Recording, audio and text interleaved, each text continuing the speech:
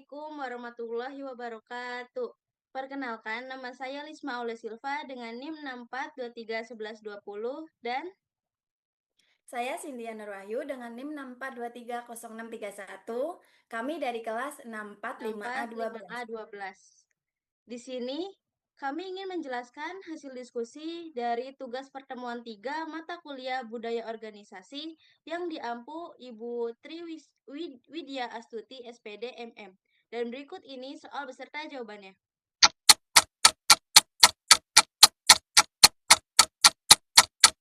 Untuk soal yang pertama, sebutkan dan jelaskan 4 tipe budaya organisasi yang umum ditemukan di perusahaan. Dan berikanlah contoh perusahaan yang sesuai dengan masing-masing tipe budaya yang Anda sebutkan.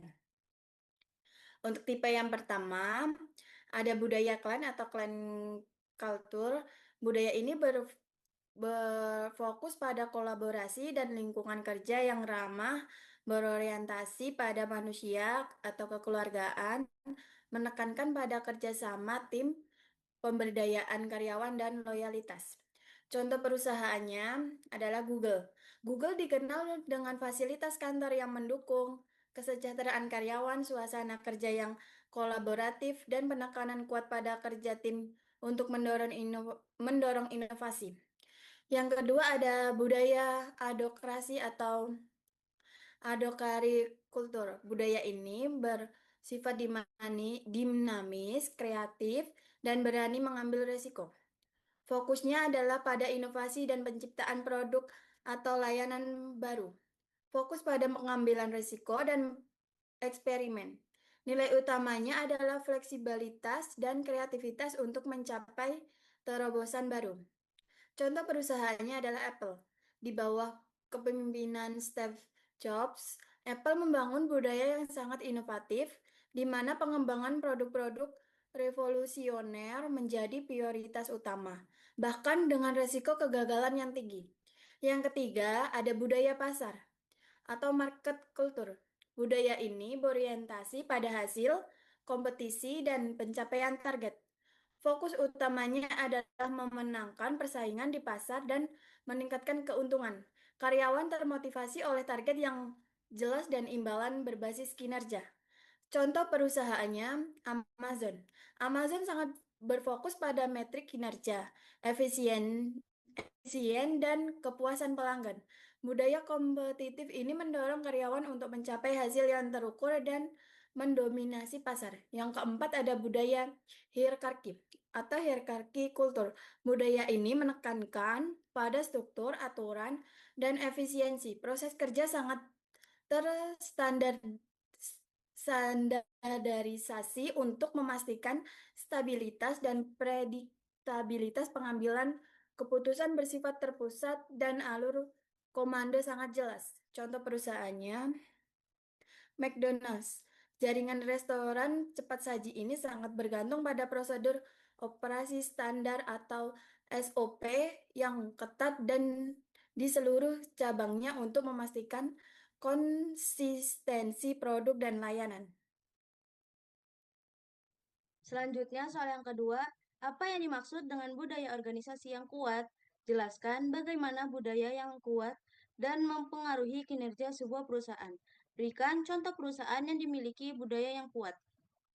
Budaya organisasi yang kuat adalah ketika nilai, norma, dan visi organisasi diterima, diyakini, dan diterapkan secara konsisten oleh seluruh anggota. Budaya yang kuat mendorong kohesi internal, komitmen, komunikasi yang lebih mudah, dan mempercepat koordinasi. Dampaknya terdapat kinerja perusahaan antara lain yang pertama, karyawan lebih loyal dan memiliki semangat bekerja yang lebih tinggi. Yang kedua, keputusan dan tindakan lebih selaras dengan visi organisasi. Yang ketiga, organisasi bisa bergerak lebih gesit dan konsisten dalam pencapaian tujuan. Contoh perusahaan dengan budaya yang kuat yaitu Apple. Dengan budaya inovasi dan kualitas yang tinggi, membuat karyawan berkomitmen pada visi perusahaan dan contohnya adalah Southwest Airlines dengan budaya kerja yang solid dan pelayanan pelanggan yang luar biasa. Selanjutnya, soal nomor 3. Sebuah perusahaan teknologi besar bernama XYZ Corp sebelumnya memiliki budaya yang kuat dengan fokus pada inovasi dan kreativitas. Namun, dalam beberapa tahun terakhir, perusahaan mengalami perubahan manajemen yang signifikan, dan budaya tersebut mulai memudar. Proses pengambilan keputusan menjadi lebih terpusat, ide-ide kreatif tidak lagi dihargai, dan banyak karyawan merasa terisolasi dan kurang termotivasi. Karyawan merasa kurang terhubung dengan visi perusahaan dan lebih fokus pada pekerjaan rutin. Yang ke, pertanyaan ke satu, berdasarkan studi kasus tersebut, apa yang dapat Anda identifikasi mengenai budaya organisasi di XYZ Corp? Kedua, bagaimana perubahan tersebut memengaruhi kinerja dan motivasi karyawan? Ketiga, apakah langkah yang dapat diambil oleh perusahaan untuk memperbaiki budaya organisasi yang lemah ini? Untuk jawabannya, yang pertama, identifikasi budaya organisasi di XYZ Corp. Perusahaan ini menunjukkan pergeseran dari budaya Akdokrasi, fokus pada inovasi dan kreativitas, menjadi budaya hierarki yang kaku, yang pada akhirnya menghasilkan budaya organisasi yang lemah. Ciri-ciri budaya lemah, nilai-nilai inti atau inovasi memudar, ide kreatif tidak dihargai, dan komunikasi tidak transparan atau karyawan merasa terisolasi.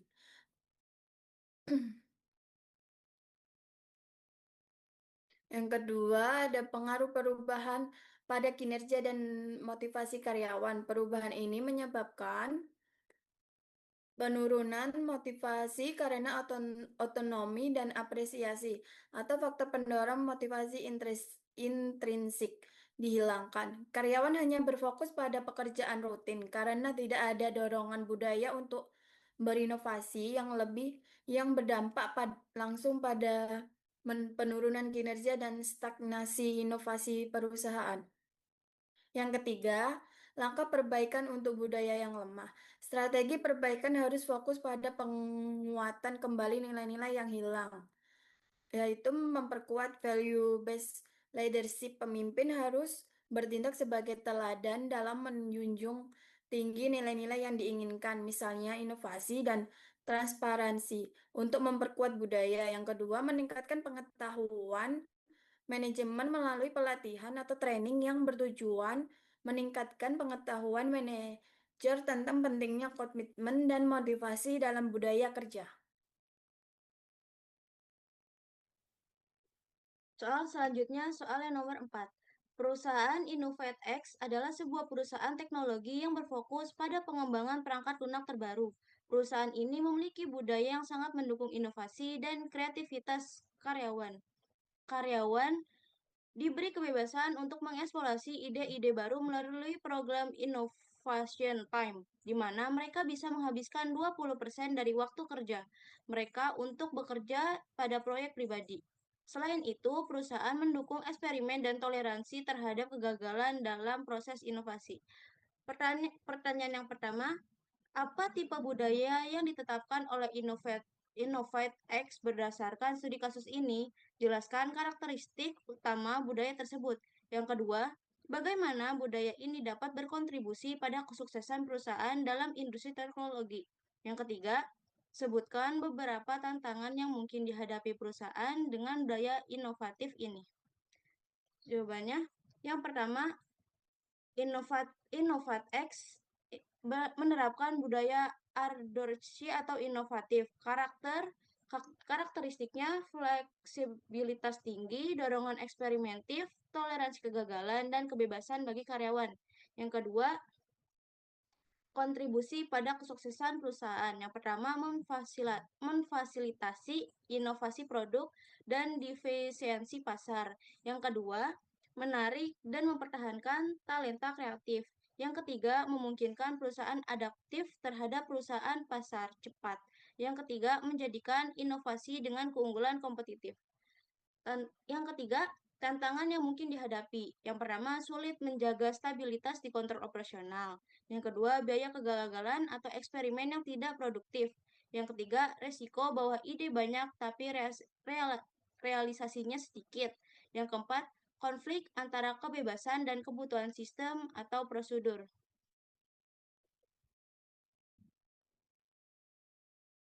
Untuk selanjutnya, soal terakhir, soal nomor 5. Dalam konteks organisasi, apa yang dimaksud dengan kekuatan budaya organisasi? Jelaskan bagaimana budaya yang kuat dapat mempengaruhi nilai-nilai karyawan, keputusan bisnis, dan kinerja perusahaan. Jawabannya, kekuatan budaya organisasi adalah konsensus kolektif anggota organisasi terhadap nilai, norma, dan asumsi dasar yang dianut. Budaya dianggap kuat jika nilai-nilai tersebut intensif atau mendalam dan menyebar luas atau diterima oleh mayoritas karyawan. Budaya yang kuat dapat mempengaruhi tiga dampak utama. Yang pertama, mempengaruhi nilai-nilai karyawan atau internalization. Budaya yang kuat membentuk kebiasaan dan kepribadian karyawan. Ketika budaya dipopulerkan dan ditetapkan secara konsisten, karyawan cenderung menginternalisasikan nilai-nilai tersebut yang menciptakan kohesi tim dan mengurangi konflik interpersonal. Yang kedua, mempengaruhi keputusan bisnis atau guidance. Budaya yang kuat bertindak sebagai kerangka acuan yang memandu manajer dan karyawan dalam membuat keputusan operasional dan strategis.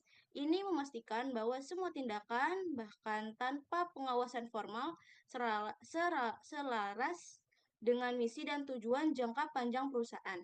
Yang ketiga, mempengaruhi kinerja perusahaan atau competitive advance. Budaya yang kuat dapat mempengaruhi daya saing perusahaan karena mendorong standar kinerja yang tinggi, kolaboratif yang efektif, dan orientasi pelanggan. Hal ini secara agregat berkontribusi pada peningkatan produktivitas, profitabilitas, dan berkelanjutan organisasi. Sekian dari kami, kurang lebihnya mohon maaf. Terima kasih. Wassalamualaikum Assalamualaikum warahmatullahi warahmatullahi wabarakatuh. wabarakatuh.